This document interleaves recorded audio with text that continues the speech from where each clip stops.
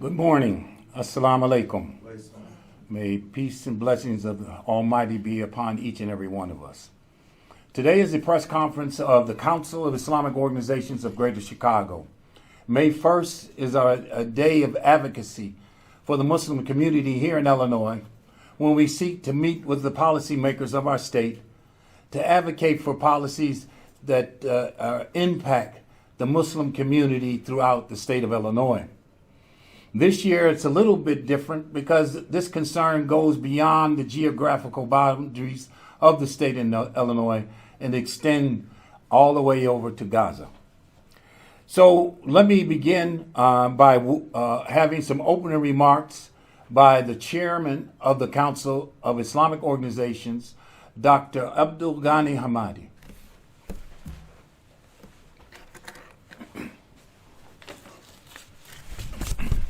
Good morning. Again, thank you, Brother Mitchell, the Executive Director of the Council of Islamic Organizations. My name is Abdul Ghani Hamadi, Hamadeh, and currently I'm the Chairman of the Council of Islamic Organizations of Greater Chicago. Ladies and gentlemen, and esteemed guests and fellow advocates, today we stand on principles of change, united in our commitment to justice, compassion, and solidarity. As chairman of the Council of Islamic Organizations, I am deeply honored and humbled to address you at this pivotal moment. The Council represents over 70 mosques, Islamic institutions, and service organizations, and for 31 years has been Chicago's leading organization in networking for our Muslim communities, bringing our community members vital resources, information, programming, helping Chicago's underrepresented communities, bringing our minority communities assistance with different job opportunities, internship for our youth, and bringing our businesses resources, to name a few. We also worked on helping refugees from many countries fleeing oppression and injustice. This is our 16th annual Illinois Muslim Action Day, IMAD, which is a beacon and a testament to the strength and resilience of our community. IMAD was born from a profound need to provide platform for the Muslim community to engage, advocate, and effect positive change in our society. At CIOGC, our mission is clear: to foster a cohesive and empowered Muslim community that contributes to the social and political fabric of our nation. IMAD embodies this mission by bringing together diverse voices and perspectives to address pressing issues facing our community and society at large. As we gather today, the ongoing humanitarian catastrophe in Gaza presents us with a crisis of unprecedented proportions. The toll is immeasurable, with families torn apart, communities shattered, and hope dwindling with every passing day. As we gather today, let us not forget the human toll of this crisis, the children orphaned, the families displaced, and the lives shattered by this conflict. It is our moral duty as members of the community and advocates for justice to raise our voices, demand immediate action, advocate tirelessly for a ceasefire and the provision of urgent humanitarian aid to the people of Gaza. Our efforts do not stop today. IMAD is not just about addressing crises. It is about building bridges, forging partnership, and amplifying the voices of those who have been marginalized and silenced. It is about reclaiming our narrative and shaping a future where our people and all people are treated with dignity, respect, and equality. Thank you.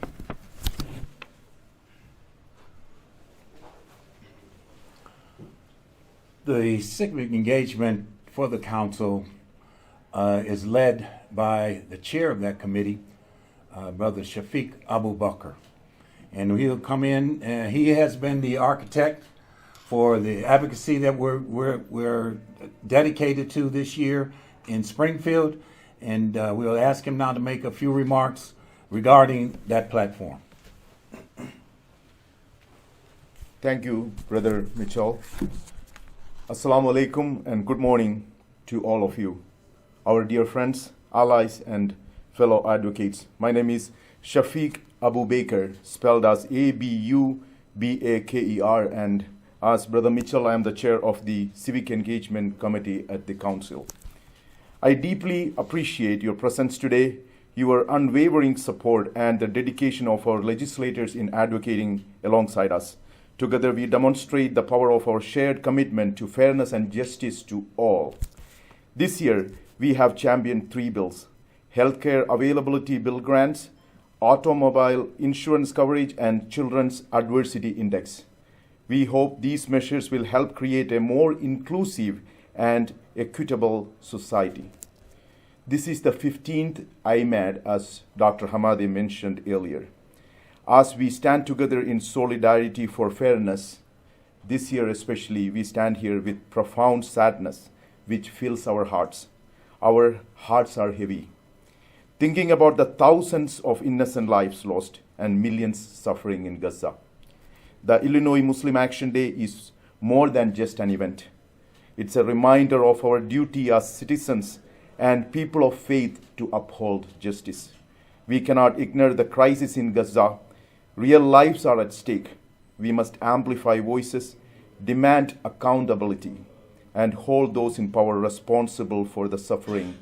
And in that effort, we must stand in solidarity with all faiths, Muslim, Jewish, Christian, and other faiths, uniting for the humanity denied to the people of Gaza. We urge legislators to support bills for our community and for the larger community, but we urge them to amplify our voices and address the suffering in Gaza as well. In closing, let me quote MLK Jr., "Injustice anywhere, again, injustice anywhere is a threat to justice everywhere. Our pain is doubled when it is ignored. Action is needed to alleviate it." Thank you so much, and thank you for your ongoing support.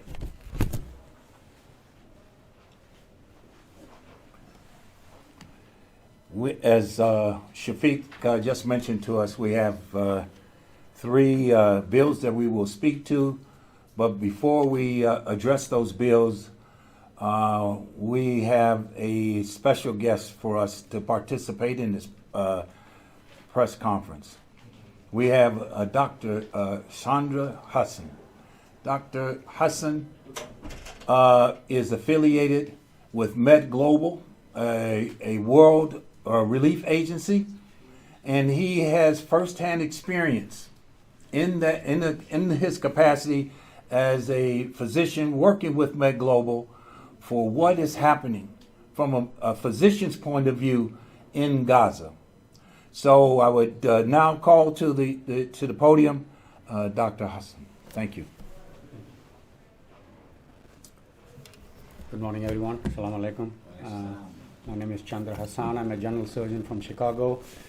I had the opportunity to go to Gaza with the Med Global team on January 8th. We stayed there for 2.5 weeks. I've been volunteering with Med Global for a while. I've been to Ukraine 4 times since the beginning of the conflict, and to the Syria after the earthquake last year. But none of that conflict experience prepared us remotely to what we witnessed in Gaza. As soon as we entered Gaza, it was a night, it was cold, it was winter in January. People are wandering, exodus of human beings wandering aimlessly in all directions. Because any other conflict, when we go, you see women and children are allowed to leave the country out of the harm's way. If we had accepted the Palestinian refugees, those 16,000 children who have been brutally murdered would be alive today. And more than 10,000 mothers have died. They have been killed, actually. They didn't die, and brutally killed. So the first night was very disturbing to us because there was a constant noise of gunfire and the missiles fired into the Khan Yunis, you could feel in Rafah. It was so powerful, strong American bombs, 1,000, 2,000 pound bombs, 70% of it supplied by the United States and 26% supplied by the Germans. Now, the next day we were located in Khan Yunis. That was the heart of the activity at the time, and we were in Nasser Hospital. We thought we are going there to help our medical colleagues to do some management with the mass casualty event, but what we witnessed was massacre. Hour after hour, there are children, men, women. You can't describe those kinds of wounds we witnessed. Those kinds of wounds are not even in the trauma textbooks, the surgical books, that kind of wound, because this is not a war. War is between two standing armies. They are dropping this bomb in highly densely populated population with no protective gear. For example, Mariupol has 17 people per city block square. Even in Dresden, Germany, which was one of the highly bombed cities, there was 86 people. In Gaza, it was 346 people per city block. Men, women, children who have nothing to do with anything with this conflict. They are bombing these heavy bombs into this. So you see families bringing 5 children, 8 children, and all of them we call as DOA, dead on arrival. The children look like they are sleeping. They're just covered with the concrete dust. But the shock wave of these bombs ruptures their internal organs, so they are brought dead. Against hope, these families plead with you, can you please check one of my child is alive. And they take these children back, they do a prayer and take them. These children are not counted. So whatever the numbers you hear, they are vastly undercounted. There are thousands of people under the rubble. And when we were there was one meal available for us from the World Central Kitchen, thanks to them. And people there at the time, it was a hospital, 350-bed hospital. It's slightly smaller than our Springfield Memorial, which is 500 bed. But we had 900 patients in the hospital and 10,000 refugees. Could you imagine 10,000 refugees? I do vividly remember this one child. I want to share the experience. It's a 13-year-old boy who was brought in after the mass casualty event. I could even play the noises. We have recordings. These gunshots start at 3 in the morning and go all the way to midnight. Doesn't stop. People are queuing up for bread for 8 hours, 10 hours, whereas our tax dollars have been sent for non-stop use of bullets, bombs, missiles. And this one type of missile they fire from these drones. These are noisy drones around above your head 24/7. They purposefully make it so noisy so you can't have a peace. So even within the hospital, when you're operating, you can hear these drones. These are filled with 5,000, 10,000 ball bearings, 2-3 millimeter ball bearings, and they fire it when there's densely populated areas. So it goes through all parts of the body. This child I mentioned came in with his left eye pouring out of his eye socket. I'm sorry it's being graphic, but that's a reality these children are living through. So we wipe it nicely clean and gently, and then we put a dressing because blood start to come. So we sent him to the CT scan. The child comes back dead from the CAT scan. So these kinds of cruelty is going on there. And there are children, pregnant women, we are resuscitating on the floor. You wonder what could be worse than this. And we were evacuated on the 10th day, and then we went to Al-Aqsa Hospital in central Gaza because the bombing was just across the hospital. And the windows in the hospital were shattering at the time, so we were evacuated. So 3 weeks after we left, the Nasser hospital was attacked. 70 healthcare workers have been taken hostage, and the sewer system has all been demolished. So the floor where we are resuscitating the people, pregnant women, come there for a fluid because they're fainting. We can't even put them now on the floor because it's full of sewer. So when you could think what could be more cruel than that, they prove to you they can be more cruel than what you could even imagine. Now, as of now, the mass graves around Nasser Hospital, they are dug in 410 bodies, many of them with hospital scrubs we are wearing. I know the chief of surgery, Dr. Taima, we We are doing CPR on the same patient. He disappeared on February 15th. It's more than 2 months. When you see 410 bodies with many of them wearing the hospital scrubs, that makes you wonder, was he one of them? All of them have been handcuffed in the back.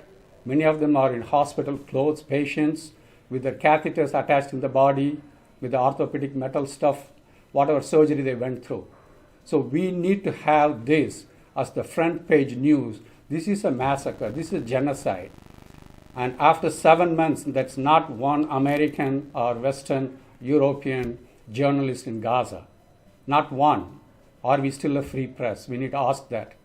And when I was in Al-Aqsa Hospital, there was no anesthetic medications to put kids to sleep for surgery. There are children with complete burn wounds. I remember this 10-year-old, both of his hands and legs were burned. That was not even his small problem. His entire face is burnt. That's not even his big problem. He's the only surviving child of the family. All his adults have been killed in that family. Where would this child go? Where is the pain medication? And this is not a war. War is in Ukraine and Russia, standing armies fight. When you are occupying forts, you have a legal and moral obligation to provide security, food, medicine, water. They purposefully destroy all the hospitals because that takes the hope. They are not only denying what they are supposed to do, they are stopping the supplies coming in. When we left the Rafah, once they opened the gate, there are 4 rows of trucks with humanitarian supply for hours long, thousands of them. If Biden orders the gates to be opened today, then doing all these cheap gimmicks of throwing this food at people and killing them, the 2 million people, how could 35 million food drops would help them for one day? And building a pier on the bones and the muscles of the children, those debris are, if you take 100 trucks of debris from Gaza, it will take you 14 years. That's how much they are destroyed. So this is an American genocide. This is an American genocide. I give you a perspective why I call this American genocide. In 1980s, when President Ronald Reagan called the Lebanese people who have been bombed, he called this a Holocaust and he told the Israeli counterparts to stop it. There was one young senator from East Coast was telling them not to stop, bomb more. That was Joe Biden. Don't get fooled by him eating ice creams as an elderly grandpa looks going to church. He is enabling this genocide. Without him providing all these weapons, none of this would happen. He could stop this today. This is nothing about hostages. This is nothing about Hamas. This is nothing about anything else. Because the people there are living through October 7th every single day for years. I'm saying this after I learned a lot of stuff. I met the people like Norman Finkelstein's student, Rabbani. So when you learn the history from the Jewish scholars, and the biggest, another tragedy, this is done in the name of Judaism. The millions and millions of peaceful, humane Jewish people's name. They become the second victim. We shouldn't tolerate this. We should end this. For the sake of all of humanity, and never again means never again for anyone. Thank you for this opportunity. Thank you. Thank you, sir.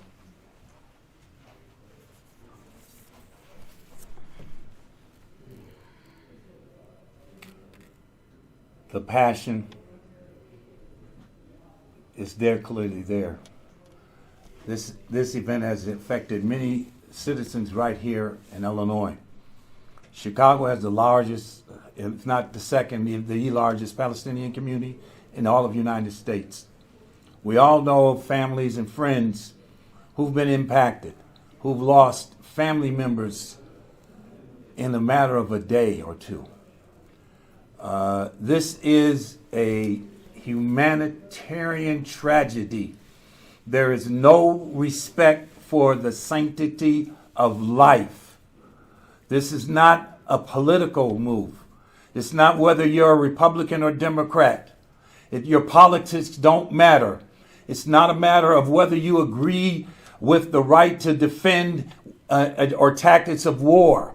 What we are seeing, What is being done is killing thousands of people.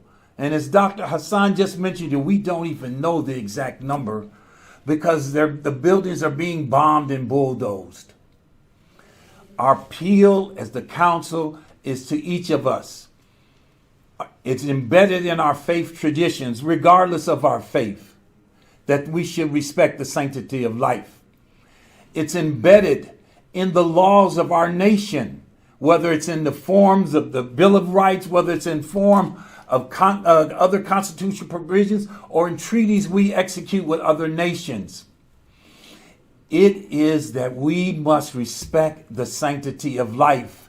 And when we see it being taken away, when the damage in Gaza, 72% of it is directed at the residential properties there.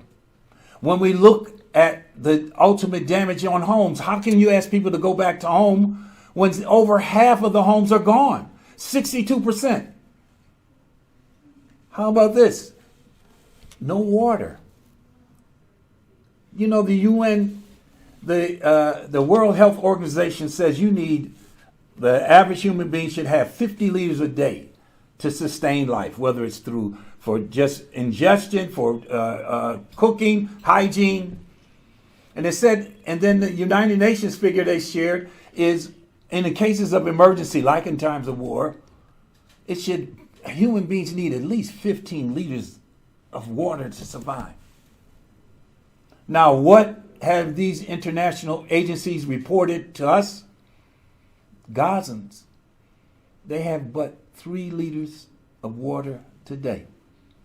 90% of the water, they depend on one aquifer.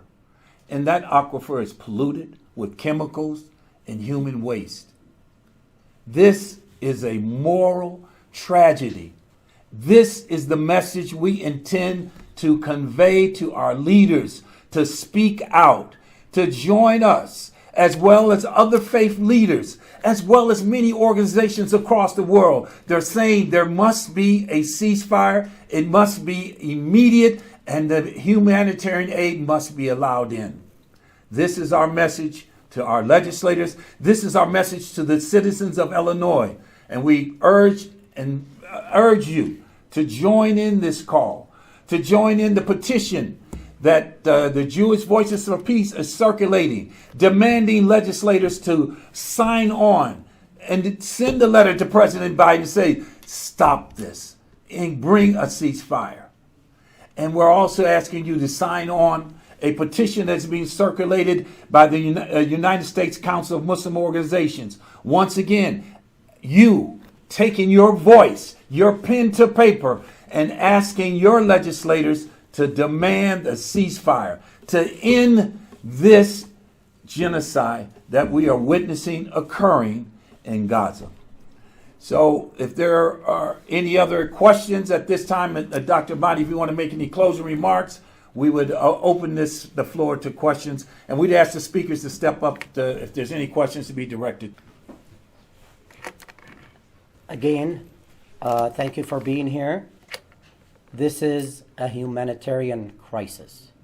As Abdullah Mitchell said, this has nothing to do with politics. We need to save lives. I'm a physician, and Dr. Hassan knows, we spend countless hours and unmeasurable amount of resources to save one human life during our practice here in the United States. And then it hurt us so much, that's why you see the passion, that you see countless lives lost for no reason. That's why we call on humanitarian, stop the killing, stop the genocide. So we'll be open for any questions. Director Mitchell, can you answer the organization's views on the protests at the University of Chicago, now at DePaul, what your message is to those students, and whether or not the agreement reached in Evanston with Northwestern was a victory? Well, let me address, because I'm not familiar with the parameters of what that agreement was reached in Evanston. But let us address, we have also issued a press statement on it. Once again, This is not, I may be dating myself, but I was around during Kent State when Ford died. And we know it was popularized with a song. And students, they're not as geared to politics. They haven't been seasoned and sometimes you may say jaded by the experiences. They see it in the raw. They see what is happening.